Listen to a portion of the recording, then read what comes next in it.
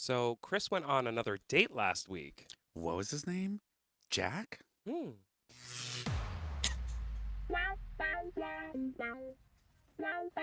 Welcome to GayTalk 2.0, the ultimate podcast for your dose of dish.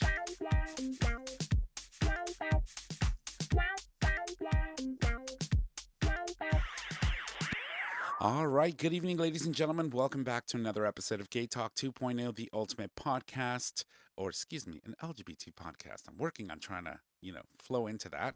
Streaming live on Digital Stream Radio, where you Are can we access dropping that the li- ultimate? Yes. Why didn't I know that? I knew that. Oh my God, let me finish. Sorry. You can listen live every Monday at 6:30 p.m. Eastern Standard Time by visiting digitalstreamradio.com. On today's show, we're going to welcome back Brandon Monokian. He's the author of Call Me By Your Stage Name. It's a funny and satirical in nature publication or book that he just released, and it offers a good laugh. We're going to have more on him and his book on the second half of the show. My name is Tom, and I'm your host, and as always, I'm here with my amazing co-host, starting with the first one, Hey, y'all, Nick or Trish. and our dating treasure, Good to be with you guys. It's Chris. and welcome you all to The Dish. I knew you were going to do that, by the way. So, Well, call me a diva, and you're going to get it right back. I didn't so- call you a diva. I know you didn't. It was your date. These two are just going at it today. It's Oh. just amazing. Anyway, so hi boys. What up? So we're gonna talk about our weekend. So because Chris is in the hot seat, we're gonna throw it over to him, and we want him to tell us about his weekend / date / during the week, all encompassed, all into like the next 5 seconds. Go. I'm nervous now. Mhm. Well, I worked all weekend, so nothing exciting there. So Mhm. we can pass it on now. Yeah, that's lovely. So how was your date? It was a lot of fun, actually. Mhm. Yeah, I got on a train on Tuesday, Mhm. went to the city, and went out for dinner. We went to the Boyle. For research or what? Like, For- who was this person? He's been on the show before. It was last week's guest. Please, you nasty. She wasted no time. All he had to do was call him. What did he call him? A snack. A snack. And I was like, and oh, Chris was on the train. See, I feel like that's offensive, though. He was a snack. Well, he called me the boss. He called you No, the he diva. called you the leader. the the leader, leader, the diva. and the snack. I'll take it. If you guys follow our Instagram, what's our Instagram? I don't know. At GayTalk20, something like that. Anyway, you probably will see it there. Anyway, No, it's not there. Oh, it's not there because she said she looked fat. So, No, Oh, my God. mainly because he called me a diva. Well, you are. but you are. If the heel But- fits, girl, I am what I am, but you can't call it out. I'm calling you by your stage name. Oh, see what I did there? Oh, that's a pun. See what I did there? That was good. I like Shut it. his mic off. All right, so so that was uneventful, but the date I would assume was good. Was there a second It one? went so well, the kid bought lederhosen. Okay? Stop it. I'm not kidding you. Lord have mercy. Yeah, we're gonna hang out next week. Are we? Is there marriage in? Oh the my future? God! Are we getting invited to the wedding? Well, he's got to figure out which 4 he wants to continue with. So, Enough with that. Don't listen to them, Jack. Lord. all right, sorry, 3. All right, so we'll kick it off to you. How are you, my dear? How was your weekend? It was fine. I didn't really do much this weekend. It was nice. Well, that's good. Yeah. I'm enjoying my Fantastic. cocktail. Sorry, I was swallowing. Same. Literally, I literally didn't do anything besides laundry, and I cooked a little bit. Did I- you watch anything fun on TV? Maybe like Uh, a movie, or did you have a cocktail? Chip a and glass of Joanne wine? Gaines were like my best friends all weekend. I love them. Yeah, they're amazing. Yeah. Fixer Upper, check it out. Makes you really want to buy a home with them, though. Mm-hmm. Decapitated or wait. What? Decrapper is first, what you said, and then decapitated. What the hell are you? Buy a fucked up home, and then call them, and they'll fix it for you. Of course, Dilapidated. dilapidated. Thank Buy a you. decrapper home. They'll come for you. And they'll come and fix it, and it'll look amazing. But of course, you have to pay for it. So I'm Mhm. just saying. I mean, I'm sure that sometimes during shows like that, like they'll throw in a couple of freebies here. They have to. I mean, if you're including your home in the show, I mean, what do you get out of it aside from people just? Yeah, seeing they How it? about definitely- brand new home. Well, that's true too. But there definitely has to be some kind of kickbacks. Like we were talking about that. Remember Pimp My Ride? I mean, Yeah. you didn't pay for that. I didn't even watch Pimp My You never Ride. watched Pimp My Oh Ride? my God, it was No. awesome. The cars, they would bring these decrapper cars to these people. Oh, is that the new word? We're having difficulties. Difficulties, decrapper. Yeah, and then they would like literally have like televisions and like sound systems and like coolers. There was one that like you open up the trunk and then like this whole closet came out, and I was like, I need that car. Like I need that car right now. That show is cool, but it's just like I can't watch HGTV. That's harder than LGBT. I know. That is very difficult. But it just makes me jealous because then it reminds me of the shithole that I live in. At least, you know, I don't know what's going on. I don't know. I love it. It just Like makes I me so can't. jeal's. It's a good show. I'm not knocking the show. I'm saying They're- me they're personally amazing. makes me They're jealous. amazing. Yeah, no, I want them on the show. They are. What did I do? What did you do? Well, You built a fence. I Oh, did. yeah, you did so stuff. I took in my MacGy bitch personality or handy homo, like my friends call me, and I went and bought some wood. I started cutting shit up and setting posts in the ground, and I built the frame for the fence. Now I got to go pick my pickets. Is that what they call them? Like the picket fence? Yep. Yeah. Well, not a picket fence, but the panels. I have to Mhm. decide what style I want, what finish, and then put those on the front side of that frame that I built. Look at you living the American And it's like dream. level and shit. Like Yeah, it's like super like I was like Mm-hmm. I did that. And then that was it. And then I had an assessment this morning for solar. So Love that you're doing that. yeah, the guy came in and he looked at my electrical panel, went into my my attic to look at the rafters and make sure that everything is spaced correctly, that everything is structurally sound. And then now once I get the green light, they'll come in, put the panels in, and start that whole process, and we'll get that done. Going green. Going green, and then that was it. That was pretty much it. And then Fascinating. yesterday I worked at the bar, mhm. and today I was off, and I did a couple of things, paid some bills, and then tomorrow I'm going back to work, and but it's gonna be fun, and I think it's gonna be super awesome that I'm gonna have a really good green source of energy in the house. Yeah. So it's a process. We're so fucking interesting. And at some point, I might have my soda guy come and join us on the show. Well, we have. Really? Yes, He's so cute. I know he is. Yeah, his name is Jay. He's awesome. Exciting news though. Yes. We have plans this Friday. Yes, I wasn't sure if we were talking about it yet or not. Okay, that's right. So I'll let Trish Do it tell up. you about Do that. it up. Because we want a lot of people to go.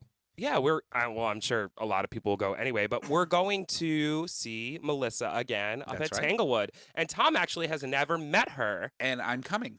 Yes. I'm coming, and we'll get to meet her. We'll have some access to meet her backstage. Yeah. I'll introduce you to. We go by. I call her Mel now. I'll be happy to introduce you to her. Melly, Mel.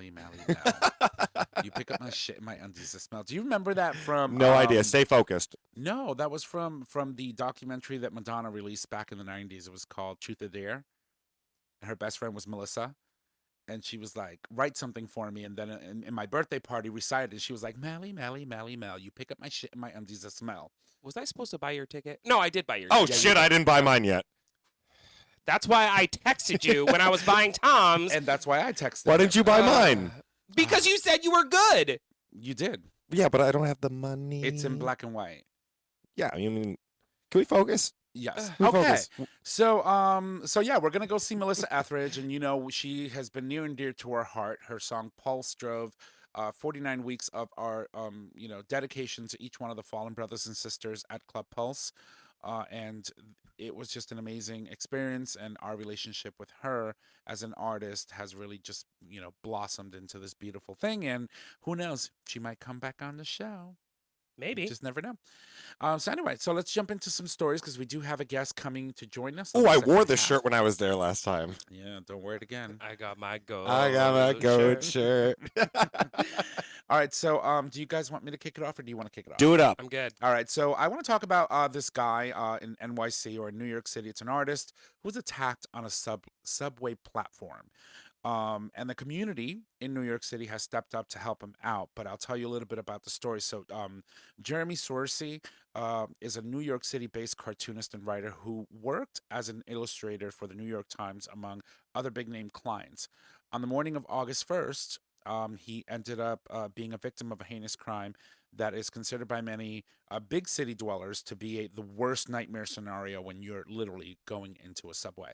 While Cersei was waiting for to board the F train at the Broadway Lafayette station in Manhattan, he was attacked and thrown into the subway tracks where he Jesus. suffered a broken hip in addition to other injuries and is currently in the hospital undergoing Oh my treatment. God, he's lucky that's all that happened. Yeah. So following the attack, Jeremy Sorcy's friends created a GoFundMe page in an attempt to cover some of the exorbitant cost of medical care and his expected lost wages. Sorcy will have a sole access to the funds raised by GoFundMe page, which has been set to 30,000, but at the time of the article's publication, currently surpassed $38,000.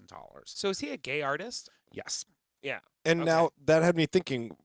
Remember when a friend of ours was shot with a BB gun standing outside one of the bar. bars? Yeah, one of the bars. I was told from someone that if you're a victim of a crime, that the city will pay for your medical bills. So are they in this It instance? depends on the city. Okay, because I know I was told New Haven helps out with your medical bills, but I wasn't sure if this is going to be the case to help this individual in New York City. Yeah, I don't know. Something we could look into, but I know that New Haven, depending on the situation, will help with lost wages and medical bills if needed in a situation like that. Yeah. Well, either way, it's definitely great that they have this GoFundMe account or this GoFundMe page, and definitely encourage people to go and help out. Also, if you haven't seen his artwork, it's amazing. Yeah. It's beautiful. It's really good stuff. And it's Jeremy_Sorsay on Instagram. You should totally check him out. It's really amazing. It is good stuff. So I wanted to just point out that in light of all of this, the New York Post had obtained a video of the aggressor in the recent subway attack, a 41-year-old man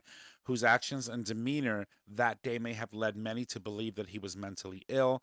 The man allegedly shoved Jeremy onto the tracks, fracturing his hip and leaving him with cuts, cops said. The attacker, arrested on charges of assault and resisting arrest, also injured a police officer and stole another subway passenger's cell phone. So, I mean, I guess it's horrible that this happened to Jeremy, right? And I say this, if you're in a big city that has a subway system, and you're traveling and you're using mass transit to travel, try not to get too close to those tracks. Try not to wait, within feet of, Like, stay beyond that yellow line. not even behind it. I mean, go anytime I'm in New York City, literally I find one of those beams and I hug that shit. Like, I stand with my back to it. I try to avoid being close to the edge because you just never know. Some crazy people or some crazy guy can just come and just push you. And when you fall, I mean, that's like a 6-foot fall. And you're falling onto steel. And it's not pretty. And if there's a subway coming, there's a possibility that those tracks could be energized. I mean, the subway system runs on electricity. You could end up injuring yourself far beyond just cuts, bruises, and broken ribs. So just be careful. If you're in any major city, DC, New York, Paris, I believe they have a subway. Most cities, Yeah. major cities have So subways. just be careful. Just do what you need to do. Just make sure that you're aware of your surroundings and you're safe. And I hope that this gentleman recovers and check out his art, which is amazing. Yes, indeed. All right, Christopher, why don't we shoot it over to you? I mean, I guess I don't like to give this guy any really. Well, we give him plenty of airtime, even though we don't like to. But there are some Supreme Court cases opening up or arguments on October 8th involving employment discrimination against gay and transgender people, and as expected, Trudy Ring reports from The Advocate that the Trump administration has filed a brief with the Supreme Court urging the justices to rule that it's legal to fire workers because of their sexual orientation. So I mean, obviously this is something that people are fighting with. Is this protected under the Title 12 of the Civil Rights Act of 1964, which forbids sex discrimination, but does not. It's really coming down to, does the law protect people just of their gender identity, their sexual orientation? So this is an ongoing battle. It comes down to the definition of what sex Right, is exactly. in that article. Exactly. Yeah. So that's something that's going to be, because we know that there are two cases going on in October. One of them being, we had talked about the man who was fired from a skydiving business, Mhm. which he claims he was terminated because he was gay, and then I believe it was also a person working at a Michigan funeral home was fired after her gender reassignment. So this is really going down to looking at Title 12 of the Civil Rights Act of 1964 to see what the definition of sex actually means or how sex is actually defined. Which And I thought we already decided this. well, we did, yes and no. See, the issue is that Obama signed an executive order protecting transgender individuals and troops in the military and also from being discriminated against in the workplace. But that's not law, it's just an executive order. So when I see, it's very rare that a president would ever come out blatantly and make a statement like this when there's litigation waiting to be heard at the Supreme Court level. Right. I mean, What he's doing, in my opinion, is he's going out, putting out a statement so that he could let Kavanaugh and Gorsuch know, I put you there, make this, do my bidding. Yeah. do my Now, bidding. now this is not the direct words of Donald Trump. This is Mhm. the Trump administration. He's of course always guilty by association because he's the one who puts these minions in their spot. But that is exactly it, and that's something terrifying. I mean, luckily, Ruth, we love you. We're Oh, happy you're God. doing better, but we need her to hold on strong because we can't have this conservative majority overturn some protections that states are allowing. You know, it might be under the Supreme Courts of different states that they may have said it is unconstitutional against our constitution, our state's constitution, to terminate someone based on their sexual orientation or gender identity. But at the federal level, that is not covered, which is another reason why we should hopefully get that one more state to sign the petition for the equal rights amendment. We're still down one signature, and then at that point we'll have the Constitutional Convention to show that all peoples, regardless of their creed, religion, sexual orientation, skin color, gender identity, are protected under the Constitution. So we're down to 33 states? 36. 36. And I believe it's 36, and we need the 37th to sign on, which would bring us to the threshold to Of the go to a three-fourths. to go to the Constitutional Convention, and ratify this amendment to the Constitution. Interesting. Well, hopefully, that happens. I'm sure that at some point it will. And, I'm hoping that, we oust this person come next year because it's crazy. Mhm. It's been very crazy, and my 401k is looking very sorry.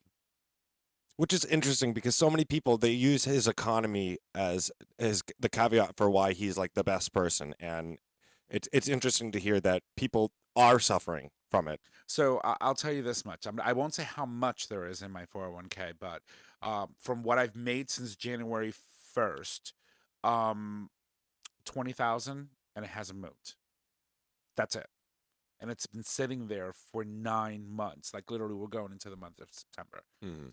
It goes up, it goes down, it goes up, it goes down. Obviously, there's a lot more than that. I'm just talking about what was made this Mhm. year.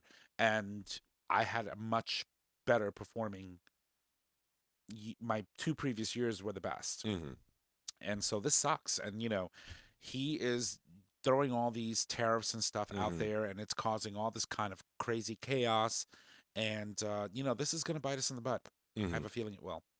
So, anyway, Trish, how are you, my darling? You're sitting nice and quiet over Yeah, here. that's I'm trying to find something. I feel like I remember the Supreme Court ruling um, on the expansion of what the term sex means, and I can't find the article anywhere because I think in that ruling it expanded into sexual orientation and gender identity. But it is on the books that certain states still legally are able to terminate someone or deny someone housing based on their sexual orientation or their gender identity. So it was not a landmark decision or ruling. It's not something that the Supreme Court, I don't think, has ruled on yet. I think that it was pushed through the Obama administration as an executive order, more or And then less. I'm sure the court did some hearings, but it's possible that they put it down to some other lower courts or to the courts of last resorts for certain states, the state Supreme Courts. So we shall see. Yeah, we'll do some research. I'm sure some of our listeners will maybe have some answers. Send us an email. And tell us and correct us, and yeah, we absolutely love when they do that. It's amazing. Mhm. So Nick, you have a story in here about CrossFit. Did you want to talk about that? I mean, no, not really. No, not really, but he put it into the No, I mean, like, I'll talk about it, but I'm invested because I feel like we're all wrong here, and I feel like there was something that happened. I'm literally looking at an article right now, SCOTUS to rule on whether um, that title prohibits sexual orientation and gender identity discrimination. That was in April. But there are still states that are legally able to. That's not my point. My point is, I feel like something came up, and there was an actual ruling, and I can't remember what it is. Well, I guess we'll find out on October 9th. 8th. 8th. Yeah. I just feel like everybody fucking contradicts each other. Like, Well, no, that's what we're having a discussion here, and I understand that. No, I do. This definitely did go to the Supreme Court before, but I don't think that there was an actual ruling, because then states would not legally be able to do this, and then if that was done, if there was a ruling from the Supreme Court that defined the word sex as encompassing gender identity, and sexual orientation, then it wouldn't be such a push for people to be fighting for the Equal Rights Amendment, because at that point, all peoples would be protected under the Constitution. So while you do that, So here's the thing, right? Go. So if you're working for a company that fires you because of your sexual identity or orientation, you don't want to work for that company. Yeah, do you want to fight them? Go to court. Yes, do it. But there are so many companies nowadays that literally in their employee handbook, in their bylaws, they literally lay it out so that you can't be fired for this gender, sexual orientation, gender identity, and they literally list them out. I mean, why? I understand fighting the company that fired you, but I would never want to go back to that place. Right, but well, first of all, most of these people don't want to go back to that place because they were terminated from their position because of their sexual orientation or gender identity. Now, for instance, when you look at the funeral director who was fired after her transition, she's from Michigan. This could have been small town Michigan. She might not have access to get to some of these corporations or businesses that are strong on equal rights. So people might not have those opportunities to that. Like, they might not have the income to be able to relocate themselves to get them to a better city with better jobs, with people that care about equal rights, as this one maybe have done. And, as a funeral director, she probably went through school, so she's also probably paying off her student loan debts and everything. So it might not be plausible or possible for some of these people to get access to jobs such as those. interesting. All right, so listen, while she is seriously invested in looking for something. No, I'm over it. So I just wanted to give you guys an update. As you recall, a couple of weeks back, we had a very young gentleman, 14 years old, who reached out to us and was asking us questions regarding him going back to, starting high school Mhm. and things that he can or maybe should do to avoid having issues with bullying, etc. So we have been communicating back and forth. The last time we met in the studio, we talked about what he had replied and his experience, and finally, we got another email, an update from this young, amazing, beautiful young individual, who said that he just wanted to let us know here that he started his first day of high school today, and this obviously was on last Monday, but we had already wrapped the show when the email came in. Your advice seriously has helped me, and I'm feeling very confident this year. Thank you so much. So, to you, young man, I just wanted to say thank you for reaching out to us, and I hope that the next 4 years for you are an amazing, beautiful experience, because you only get to do high school once. You can't go back and do it all over again, unfortunately. So make them the best years, make them count, and just be you and be true to yourself. That's one of the things. It's probably the thing I love most about the show. I Yeah. love hanging out. I love the banter with you guys. I love the cocktails. I love bashing the president. But at the end of the day, if we can just help one person, it's such a humbling feeling. So And we encourage people, if there's something that you want to get out of your chest and you want to allow us to talk about it on air and air it out. Obviously, we'll keep your name confidential. We understand that that's important, but we'll be more than happy to just have a conversation about it and start a dialogue, because maybe the community can help in some way. So definitely send us an email. Utilize that opportunity to be able to have that dialogue with us, and we love that. So All right, so Trish, Oh, so you want me to talk about this now? yeah, go for it. Oh my god, I gotta pull it up. Ah, Hold on. I thought she was ready. Didn't you let that No. other thing go? Like No, a I month? didn't let She it didn't. go. See, I knew. So, I didn't let it go. oh Lord, have mercy. So while you're looking at that, ladies and gents, here's a quick promo from one of our sponsors. Tonight's episode is brought to you by Tolv, the new true wireless headphones from Studio, the company bringing you awesome headgear with amazing sound quality in a variety of styles to meet your listening needs. Get your hands on the new Tolv today. Use discount code GayTalk15 and get 15% off your entire order. And remember, it's free shipping worldwide. Visit studio.com today to get yours. Now, back to the show. Yas, queen. Yes. So, all right. Yeah. I'm not going to talk about this right now. I think we're going to end on this. Okay, so because- listen, guys. So that means that now I have to come back over here, and we're gonna. Diva just took leader's spot. Oh, I don't She know. called the shots. She could do it. Honey, I generally do that anyway. That's a good point. I'm just going to try to be a snack Follow the over here. leader. Anyway, so we're gonna take a quick break. We'll leave you with some music, and when we come back, we have our guest Brandon Monokian.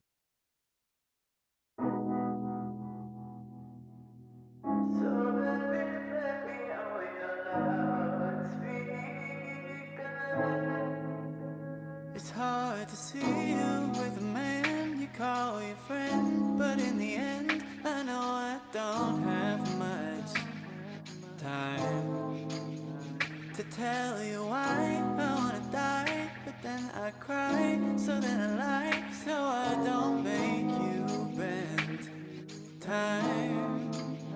'Cause if you wanted me to move, you know I would, because I'm good at making you love me. And if I said I needed more than I came for, would you ignore me making you love me? So baby, play me on your loudspeaker.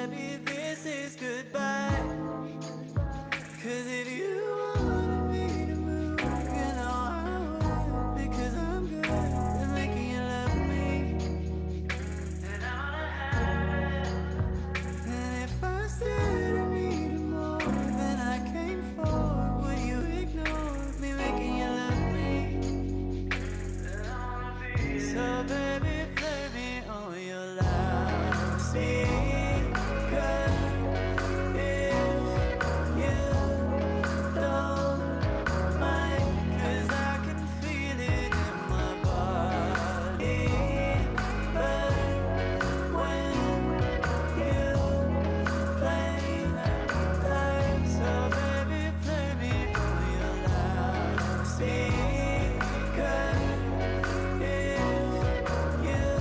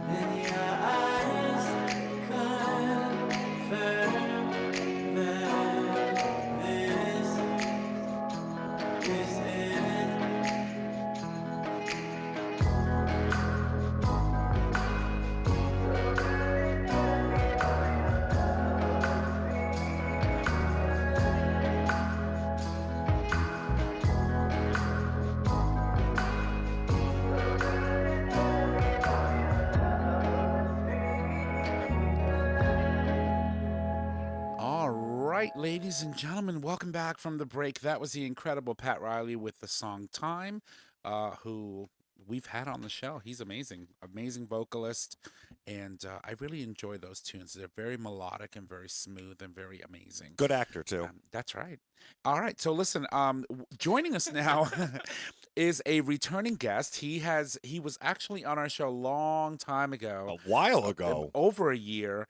He had produced a movie at the time. It was called Happy Yummy Chicken, which he starred in. Also, Eric Ransom, who was also on our show many times over. And we're super excited to have him back. He is the author of the latest book that he's produced. It's called Call Me By Your Stage Name. Welcome back to the show, Brandon. How are you? Hi, good. How are you? We're wonderful. So good to see your face once more. Good to see you.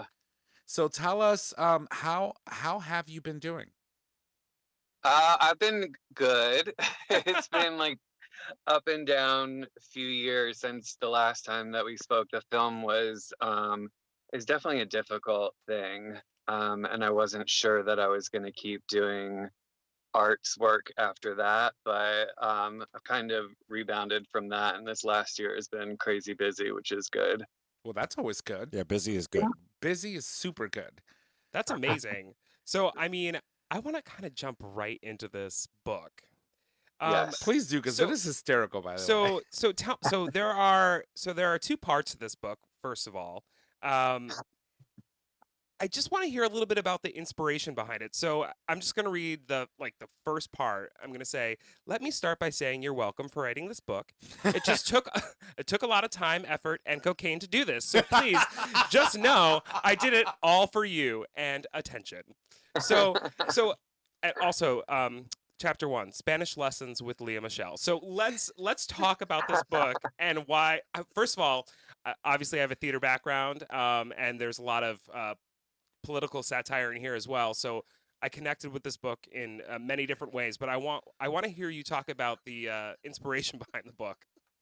Sure. So, it's however many years it's been since the election, since 2016, sort of after that all happened, Donald Trump made this comment about Hamilton being so overrated. And at that point, I had fucking had it. I was like, He's never even Preach. seen it. Preach. Yeah. She had I was like, invited. "Does this motherfucker think that he's a theater critic now?" And I was like, what if he was? So I started this Twitter called Theater Critic Trump. And it's funny, I've tried so hard with so many different things, with the movie, plays, everything. And nobody, not many people have cared about anything I've done. But this Twitter, has by far had the largest audience that I've ever had. And it started off as really just therapy for me to cope with a world that I wasn't comfortable with the industry I wasn't comfortable with. And so it grew and grew. And so I decided to write a little book for it. And now this Call Me By Your Stage Name is the second book based off of this Twitter character that I created.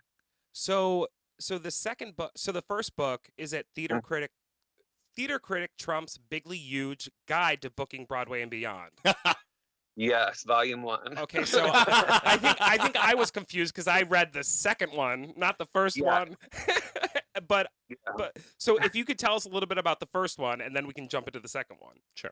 Yeah, so the first book is kind of this character's like a step-by-step guide on what he perceives would be to booking Broadway, Including having a Trump career. University. Including Trump University. His favorite schools are Trump University and AMDA. I can't. I'm clutching my pearls over here. He loves Cats, the musical. So do I. Yes. So that was the first book, and then the second book is split into 2 parts, and the part 1 is like for people who have been on Broadway, and part 2 is so you still haven't been on Broadway, and what can you do? So that's kind of the premise and how it all came about. Do you think people will actually take away from this and learn from it, or is this complete satire? Because you have resumes in this first half. I mean, chapter 6, Susan Sarandon, thank you. That's it.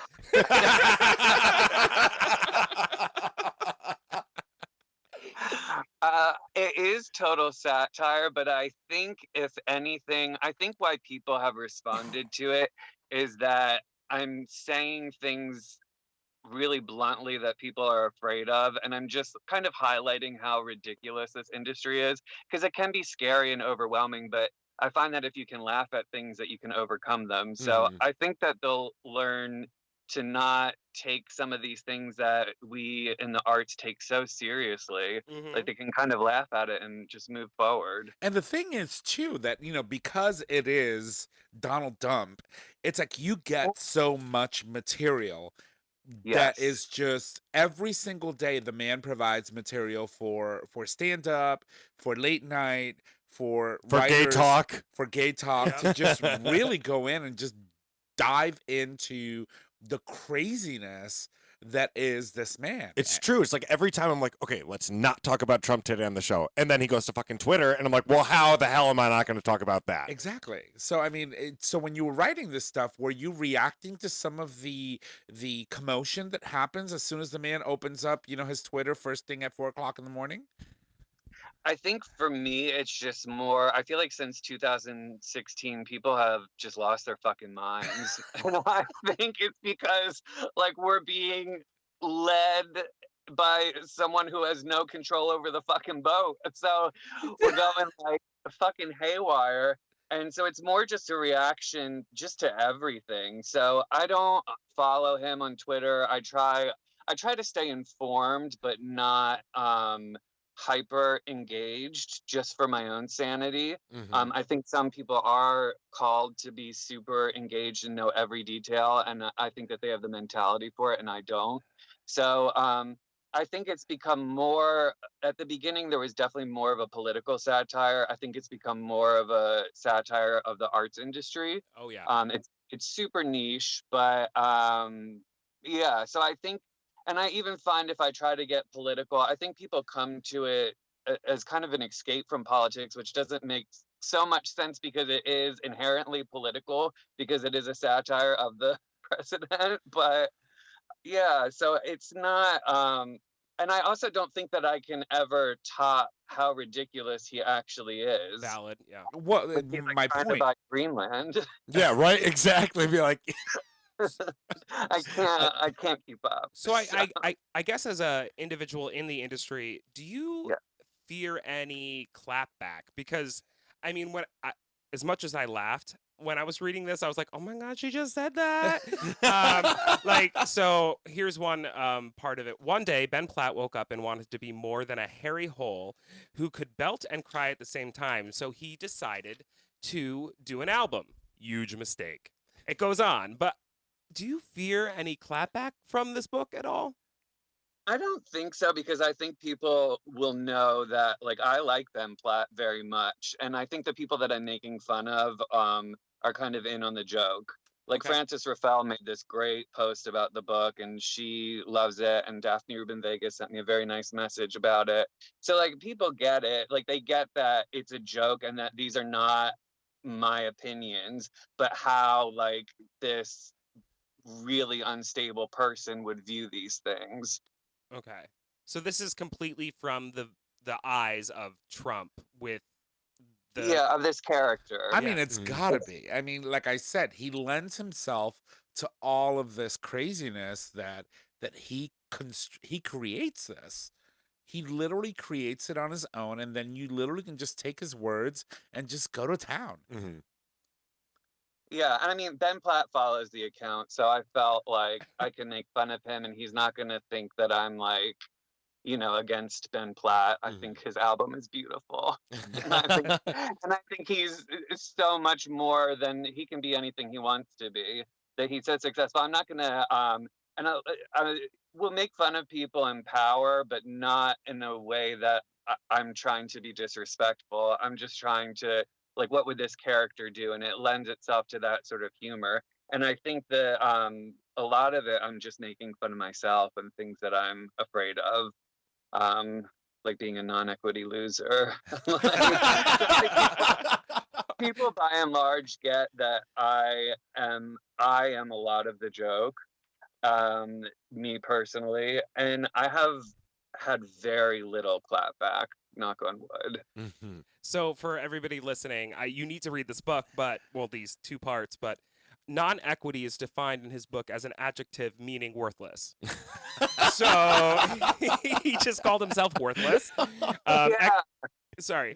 People place so much value on equity and non-equity, so it's really just making fun of this. Like, we put so much stress on this that we're kind of missing out on just the creative aspect a lot of times, because there's so much that we have to focus on and so much self-imposed stress. So it's making fun of that and making fun of myself by and large. Hey, listen, there's nothing wrong with that. I mean, the fact that you have literally produced something that is tangible that you can sell, that's going to make someone's day. Because honestly, reading this makes me laugh. It really gives me a nice little chuckle, and it brings my spirits up, because this is what we need in light of all the craziness that we're going through with tariff wars and the looming recession that people keep talking about. I mean, that's all scary stuff that affects all of us 100%. And it's part of the American pastime. When you look at all the different presidents that we had, 45 and before that, political satire was something that was thriving in the United States. No matter what publication you were coming from, that's something that we're proud of with our democracy, that we can go at those ones in charge. Especially Bush Jr. Oh, absolutely. Oh, Lord. Absolutely. And that's something that's so beautiful about it, that we can do that. We're protected to do that. And I love the political satire, and I love that people in our generations are continuing that wonderful tradition. It's amazing. So what's next? Were you planning on doing a part 3? Will you be releasing anything else regarding this subject matter or this style of writing? Well, I mean, if you've seen, which you guys saw Happy Yummy Chicken, so I think that my sweet spot in terms of what people respond to is definitely satire, specifically satire in the arts. So I'll probably keep doing that. I don't know how much longer I want to do Theater Critic Trump. I mean, you got at least another 2 years. If I do a live show, I think that would be the next step, but I wouldn't play him. I would want probably a woman to play the role. Yes! Okay, I guess I'm the only one excited by that, but I thought it was great. So this is I like, this book is ridiculous. I love it. It's amazing. When I say ridiculous, I mean, like, it just makes me so happy. Amazing. So there's this one part in here. It's ways to pretend you have a career. Number 1, Be Trish. start a podcast. A podcast is a great way for white women to complain about things in a way that seems proactive, but ultimately contributes nothing to society at large. Oh, we're nailing it. We are nailing it. It's also a fun way to talk to other people who have been successful. It goes on, but you nailed it right on the freaking head right there. I'm like, all right, buddy. So you emailed us. A podcast. Well, I was on like a regular on a podcast when I wrote that. So again, It's all right. We're pretty terrible too. Yeah, no, we don't get paid. We don't have careers. I mean, we have careers, not just in it's just not in the podcast. Correct. Yeah. Yeah. So Not me. So anyway, let's talk about what you hope for this book. So what is your goal and hope that people are going to take away from reading these 2 parts of this book? I hope that they laugh, first of all. And then I hope that they just feel like, oh yeah, like all this shit is so silly, and I'm amazing, and I can, pursue this without worrying about these things that we think that people are gonna think, like, oh, I'm not equity, I have to stand in line at these auditions. So somehow I'm worth less. Like, Right. I hope that they laugh at it in a way that it moves them beyond caring about it, so that they can just really focus on their talents and their gifts. And in the end, of course, obviously there's the purchasing of the book.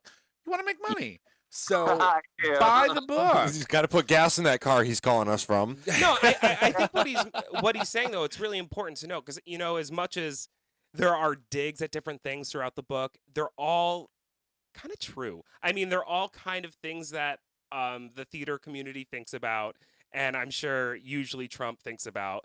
But it's important to note that, like, don't take yourself too seriously, because at the That's end true. of the day, It's all about, just being loose and having a good time and laughing and sharing with friends. And it almost sounds like to me, like when I read the book, and the material that you have included in your book, it's almost just like a conversation that friends are having around a table, talking about the many ways that you can ridicule this guy that's just completely a mess. Sounds like gay talk. Yeah. yeah, okay. All right. Okay. I was like, well, I didn't mean to kill the fucking moment. Sorry. So no, I was.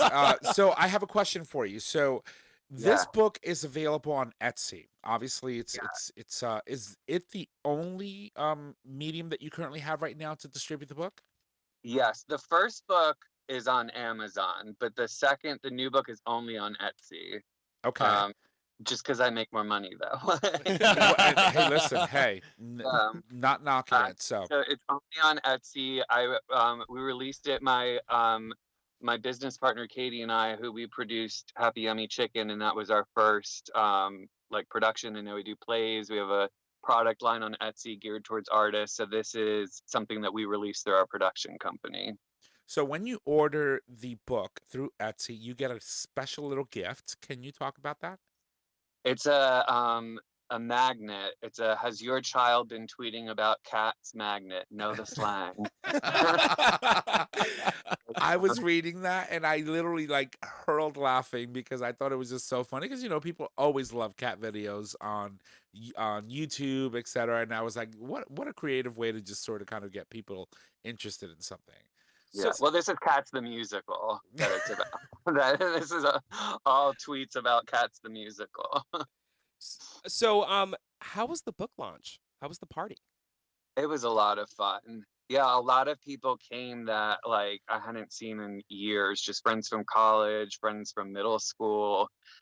We have for my production company, we have a show coming to Philly Fringe, and there was a little performance from that at it. So it just was a really nice night. I had a lot of wine. Awesome. Yeah, it was great. Hey, listen, we've been on the show drinking for literally 3 years straight. So Yes. We're I know. pickled. Usually I'd be drinking, but now I'm drinking tea right now. That's all right. We'll let it go. nothing wrong with that. So, is there in the book that was just released, is there a favorite part that you would want to share with us? I think it's chapter 8, Things Mamma Mia Got Right. I can't. I like. Oh, why? Well, I know the whole chapter by heart. So it's chapter 8, Things Mamma Mia Got Right. Everything. Literally. Hard stop. And then I think the second to last chapter is called Fucking Peaches. And I like that one. It was fun to just put this person who I despise in this sort of embarrassing situation of fucking a peach. So there are obviously, you're a part of the LGBTQ community, and a lot of people in the theater community are supporters or allies in the LGBT community. But throughout this book, there's a lot of themes, for lack of a better term, that allude to the LGBT community. Why was it important for you to include those, and how did you go about doing that? I really wrote it. It's become something where I'm like having fun with people online. And these are like sort of the tweets and stuff that people are responding to. So I wanted to have like a fun time with the people that I thought would read it.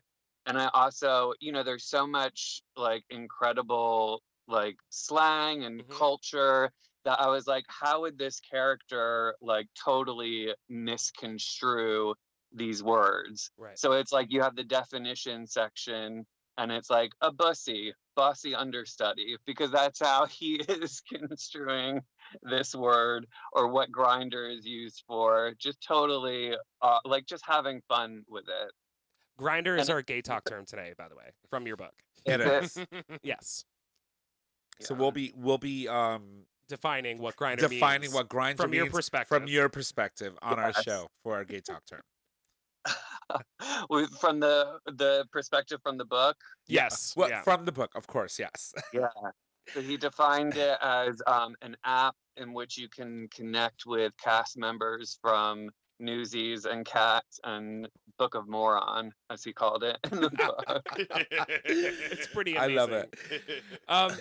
So is there anything else you want to tell us about this book before we go on to talk about where they can get it and find it? Yeah, I mean, it's definitely satire. I would say it's aggressive in maybe like a Joan Rivers style of Which like I absolutely love. sense. Yeah, May she she rest in came to peace. see a play I was in right before she passed. She loved the play despite dying really shortly after. Um, It was you. it was me and my awful acting. But after she came to see it, I watched her documentary and I just became so in love with her. Like, I of course knew who she was before she came, but I didn't know her career and her like true style of humor. So she, just as a person who writes comedy, is definitely someone who influences me. So I would say that the humor is definitely in that sort of unrestricted area. But I try to, not make fun of people who are not in power, that are not myself, Yeah. So before we close this out, I just want to end with this. So in chapter 6, it says, so you failed as an actor, but you still want attention. So I'm going to read a little bit of the last little bit here. If you're too lazy to do any of the previous things that he suggested, 1, pronounce the L in salmon. 2, kill someone in self-defense. 3, take up gardening. 4, sue your therapist for a refund. That goes on. And 5, shit on the floor of an audition studio. That will get their attention. Literally, if that That doesn't really give you happened. if that doesn't give you an idea of what you're in for when you read this, I mean, it's totally worth the read. It's totally worth. I literally shared this prior to its release with my coworkers at the theater I work at, and everybody was like, "I'm pre-ordering it." Oh, hey, you had me at salmon. You had me at salmon. Well, the good thing is, as we had mentioned before, it's available on Etsy. The release was yesterday, so that means that today you can go on Etsy.com and you can look for the book. It's called Call Me by Your Stage Name, and I believe the first version or the first part of the book is available on Amazon, but the second But part, also on Etsy as well. oh, it's also on buy Etsy. it through Etsy. I make more money. So go to Etsy.com, join them because they're amazing. You can get a lot of really good,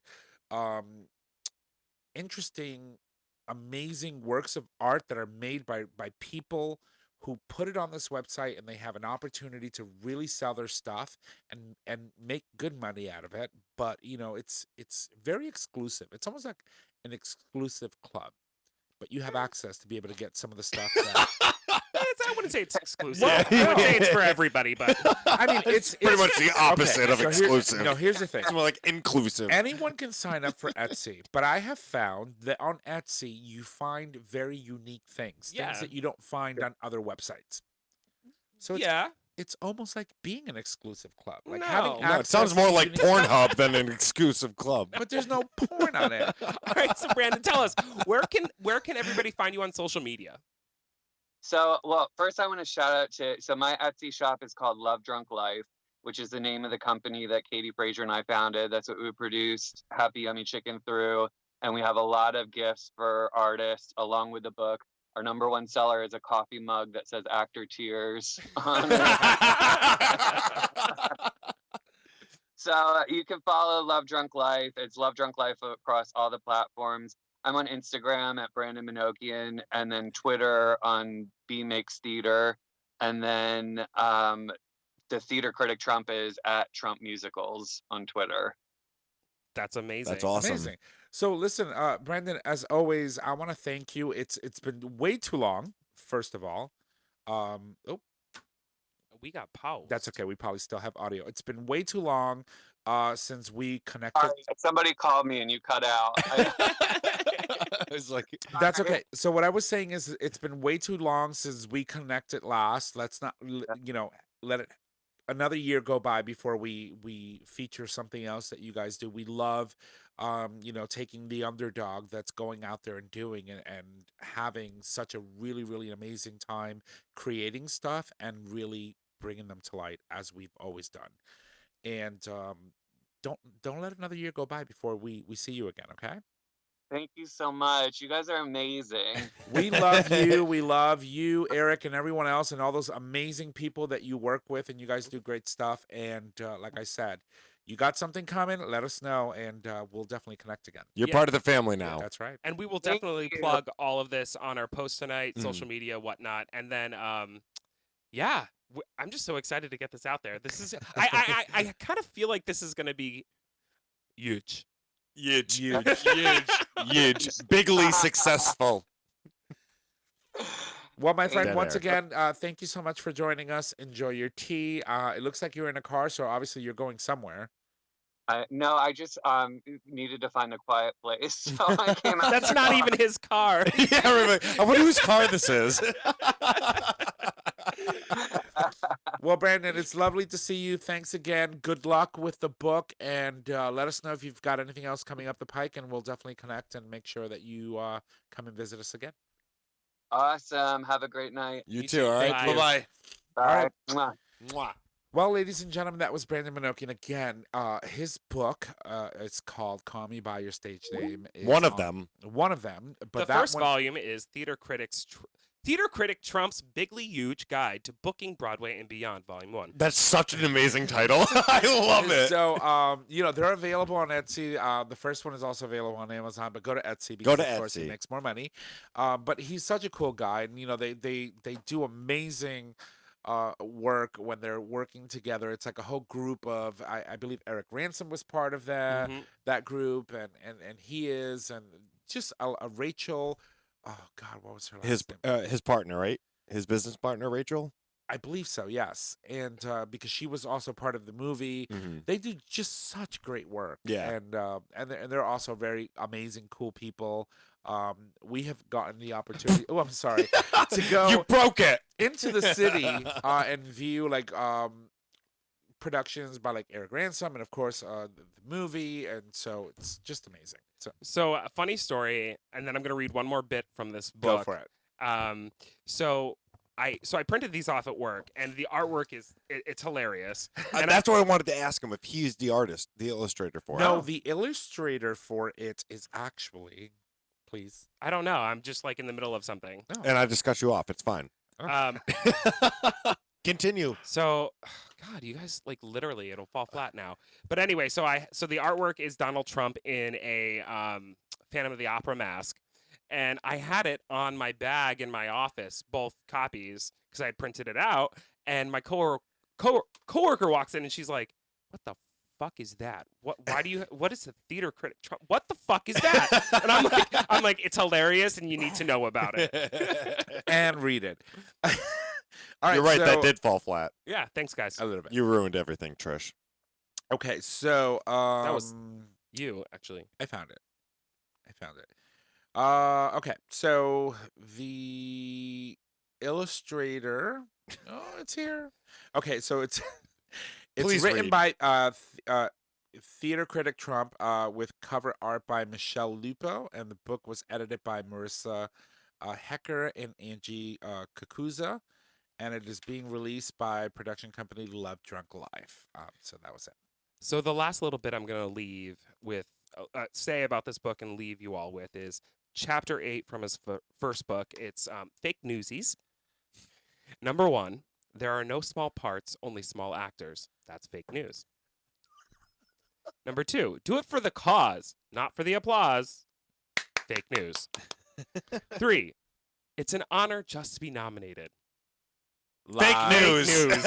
4, you can't use your phone during a performance. How else am I supposed to tweet? Unless you could, but just don't do it during a Don't listen to him. No, you Yeah, can't. no. Fake news. 5, it's what's in his heart, not in his dance belt that counts. Fake news. So as you can tell, this is a great book, and everybody should definitely check it out. Yeah. I lost it somehow. I lost all of the fake news except for that last one. Fake newsies. Fake newsies. Mm-hmm. All right. So listen, Wow, that we was did great. it. We did we're it. we did. And we're going to put all of that information for the book and everything on tonight's post. We are going to move on because we do have a show to carry on. And did you want to talk about that story on the first half? Yeah, no, I will briefly touch base on this. Okay. So, a CrossFit Games athlete, Alex Smith. It's funny because Mama Kim sent us this, but before Mama Kim sent this to me, my sister, who obviously is a big CrossFitter, sent me the video on Instagram. He came out as gay in an emotional message on Instagram. Don't they all? So I think what's so great about this is the fact that I don't know if any of our listeners do CrossFit. I tried it for about 2 months. Not my jam. But it's very masculine. It's very about, Intensity. it's intensity. It's about being in a tight-knit group. It's It's a community. It's very Yeah. macho. It is a At community. least for the men, it's very machista. Yeah, Well, and for the women too. I know some girls who Oh do my God. CrossFit and Oh. they could throw me somewhere. Like there they were could pregnant throw women me. doing CrossFit that I was afraid of. Yeah, like, I don't know if that's no, good. it's Check with your actually okay. healthcare Yeah. provider. Yeah, no, but it's true though. But this guy has over 300,000 followers on his Instagram, and he talks mostly about his CrossFitting and games and all of that stuff. And I guess his brother was the winner of the top CrossFit games here in America, and he wants to compete in that game. But he doesn't talk about his personal life, and now he feels like coming out on Instagram and being open about his sexuality opens up a whole new avenue for him. And it's really amazing to see somebody in his position to come out and say, hey, I'm gay. It's been hard for me to come to terms with, but it's not necessarily who I am. I don't believe in labels. I'm still this person, but it is a part of my life. Yeah, of course. I always say that visibility is our biggest strength. So the more people come out and the more people in influential positions, people that can be seen, will make it much easier for those who can't be seen and for those who are contemplating whether or not they want to live their true lives and who they truly are. And that is important in itself. So, when a celebrity comes out, when a fitness guru comes out, or someone who has some sort of influence over other people, it is important for you to use that in such an amazing way. And there's no better way than just being, one, true to yourself, and two, coming out and letting people know that it's okay to do so. Yeah, he has a great quote in here. It says, listen to your feelings, and if a label feels right, then great. That's for you. But if it doesn't, you don't have to label yourself. You don't have to say you're gay, you're straight, you're bi. Just be you.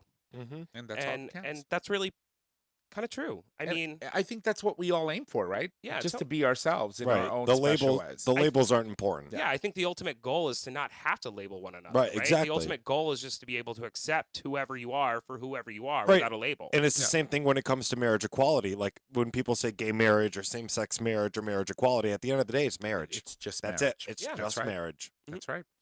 All right. Well, that's amazing. And I think we've had such a great show. Brandon was amazing. Thank you for joining us. But we're going to move on to our 2 segments that we need to do before we wrap up the show. And of course, the very first one is, 3 segments. Yes. Mama Kim's Math is Minutes. hard, so though. many. Yeah. Well, it's what you do, and you do it so well. So, Christopher, can't we have a timer for the diva? Trish, Miss Diva, Mr. is Snack. is you ready? Yeah. And Go. All right, everybody. Here's Mama Kim's Minute. If you are LGBTQ+ and don't know about October 8th, pay attention. We will put talked the about link it. in our post. 20,000 LGBTQ teens will undergo conversion therapy by the age of 18. These practices need to end. 3. Ruth Bader Ginsburg completes radiation treatment for a tumor on pancreas. 4. Trump administration asks SCOTUS to legalize firing LGBTQ workers based on sexuality, which we talked about earlier. Which So- led to this whole debate as to whether or Right. not it's already been defined, Right. right? I feel like we actually talked about 3 of the 4 Yeah, we have. today. Yeah, no, I know. Yeah, that's all right. That's good. And to our I mean- dearest Ruth, hang strong. That's right. It's- And it's keep not- Mama Kim is just on top of it. Mama She Kim. sure yeah, is. Mama Kim don't mess around. She don't Mama mess around. Kim don't mess around. And so, if you're new and joining us on the show, so Mama Kim's Minute is a minute in where we take the stories that our beloved Mama Kim sends us here into the show every week, and we highlight them, and then we also put them on our post every week so that you can click on them and read them because they're amazing and they're important, they're inspiring sometimes, and they're also, just it's a way to just open your eyes to what's going on in our community. And if you are new to join us, I highly recommend that you go back in our episodes. I can't recall the episode number, but Mama Kim, her husband, and her son, her openly gay son, joined us. That was great. It was really a great surprise. And Yes, it was. I highly recommend that you go back and listen to Mama Kim and why it's so important that we're spotlighting her every week because of what she brings to the show and what she brings to the community as an ally. It was episode 5. I will cut you. I will cut you. I will cut you. I don't think that's available anymore. Good. Thank God. Yes, it is on our website. It doesn't exist. Anyway, so why don't we All move right. into our gay talk term? All right, this is a long one, so bear with me. Bearing. All right, everybody. This week's Gay Talk term, of course, brought to you by GayRealEstate.com is actually brought to you by Brandon's book. That's right. It is the definition. Brandon's book's the bomb. Kind of. I believe totally. it's the first time in gay talk history that we've gone outside of the scope of our gay talk book Uh-huh. to look Since- for a term. Yeah. Since taking on the Gay Talk term. That's yeah. right. No, totally. We've been doing that for a while. We are Anyway, so this week's Gay Talk term is Grinder. Grinder. It's Tell us. all right. So Grinder is a new app that lets you connect with cast members from shows like Newsies, Cats, and the Book of Moron. Yeah, moron. You might even be able to find some decent bussy on there. Bussy, again, is a bossy Understudy. Thank you. Yeah! What's really cool and inventive about this app is that it lets you know exactly how far away these people are from you. What's this? A hairless newsie only 55 feet away. You're in for a good time.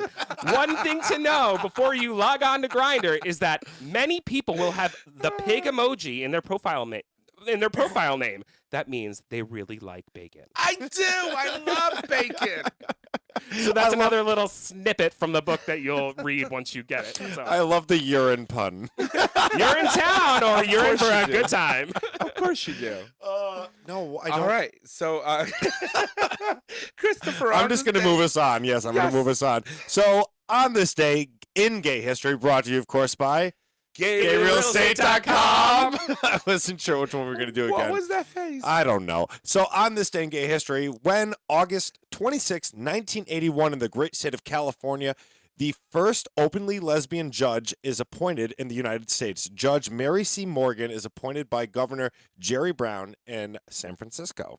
Yay for Miss Morgan. That's right. That's The right. Honorable Miss Morgan. Indeed, indeed. All right. Well, listen, ladies and gents. I'm sorry. These cocktails, they get to me. Anyway, if you love the show, make sure that you go subscribe, rate, and review on your favorite podcasts. Yeah, they're really Podcasting. getting to you. Podcasting service. Okay. By subscribing, you get the latest and greatest of our show delivered right to your favorite device or web browser as soon as the episodes are published. You can also support us on Patreon, which gives you access to this amazing video that every one of you get to see from us doing our thing. And Trish, going through her emotions. And all you have to do is just pledge a donation. Those donations are collected monthly, and they can be in any denomination of $1 or more. Christopher? Yes, I'm going to add something to this. Friday, I believe it starts at 7 o'clock. Gates open at 5. If you're in the Massachusetts area, it's a beautiful venue. Head out to Tanglewood. We'll see Melissa Etheridge. You can meet us at GayTalk. Some of our friends are going to be there. It's going to be That's a right. great time. It's supposed to be beautiful out, so definitely look into it. I believe it's $26 or around that for a lawn seat. 29. 29. Okay. Oh, I said around that, so not bad. 29. So definitely look into it. Tanglewood in Lenox, Massachusetts, this Friday. What's the date? Throw me under the bus Dates right now. are this 29th? This Friday, the 30th. 30th. Yeah, that's right. Close. Oh, All right. Lord So have again, mercy. look into that. And next week, thank God we don't have a guest because it's Labor Day. So we gonna be barbecuing, we gonna be drinking, and we gonna be bringing you the dish. It's all about the dish next That's week. right. You get the three of us. It's gonna be a good time. I mean, we'll probably have some guests here just It's going hanging to be out. dish and a lot of cursive. So much cursive, more cursive than you Promise. heard in a while. So Yeah. yeah, I'm done. All right. So thank you to our guests. Our guest. Oh my God, I was on a roll. We're just getting ready for next week. Thank you to our guest Brandon Monokian for joining us on today's episode. His latest book, called Call Me by Your Stage Name, is available on Etsy, as well as Theater Critic Trump's Bigly Huge Guide to Booking Broadway and Beyond Volume 1 is available on Etsy. We will put that link in our post this evening. Yes. Absolutely. Christopher, Could we please put a rubber on it? please. Alrighty, ladies and gentlemen, as always, our show is available on our website, GayTalk20.com, under show and episodes. It is also available as a free download on iTunes, Google Play Music, and Stitcher Radio. Nick announces you can find us on social media. Facebook, GayTalk 2.0. Instagram, GayTalk 2.0. Twitter, at GayTalk20. Email us at gaytalk2.0@gmail.com. Tom, take it away. And if you need to reach out to us, you can do so by heading over to our website, clicking on the Contact Us tab right at the top of your web browser, where you can leave comments, suggest topics, you can leave a question for the cast or an individual host. You can also call us and leave us a question via voice message. We can answer those questions for you on the show. That phone number is 334-GAY-TALK, and if you need all those digits, it is 334-429-8255. Do not forget that we do stream live every Monday at 6:30 p.m. Eastern Standard Time, and you can access that live stream by visiting digitalstreamradio.com. Before I let you go, I do have to tell you that on September 9th, our show is going to start an hour earlier because we're going through some issues, but we'll make it work. Ladies and gents, that is our show. Thank you, and y'all have a good night. Bye!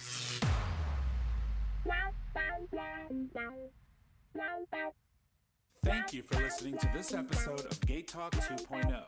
Tune in next time for more dish.